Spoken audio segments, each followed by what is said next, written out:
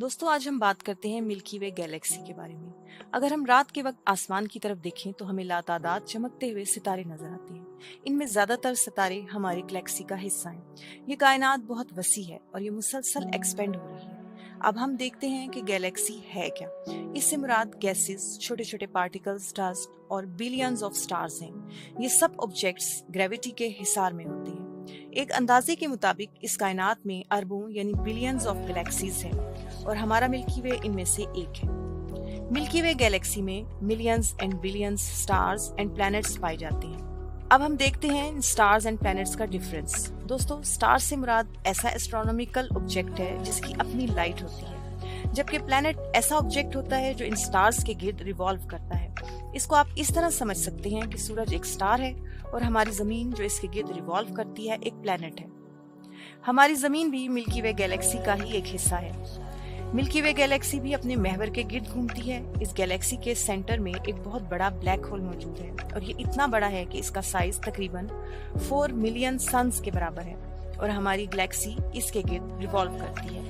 1920 से पहले तक एस्ट्रोनॉमर्स का ख्याल था कि मिल्की वे गैलेक्सी ही कुल कायनात है, लेकिन 1924 में एक अमेरिकन एस्ट्रोनॉमर ने एक और गैलेक्सी दरियाफ्त की जिसका नाम एंड्रोमेडा है।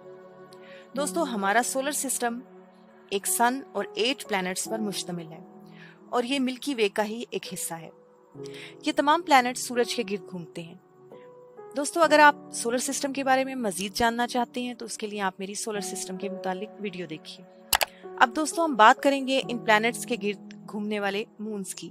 सैटर्न के गिर्द 82, जुपिटर्स के गिर्द 79 एंड यूरेनस के गिर्द 27, नेपच्यून के गिर्द 14 और मार्स के गिर्द 2 मून रिवॉल्व करते हैं। वीनस और मरकरी का कोई मून नहीं है और हमारी जमीन का तो आपको पता ही है कि एक ही चांद है जो हम रोजाना आसमान पर देखते हैं। एस्ट्रोनॉमर्स के मुताबिक मिल्की वे गैलेक्सी 13.6 बिलियन ईयर्स पुरानी है, जबकि हमारे सोलर सिस्टम की एज 4.6 बिलियन साल है।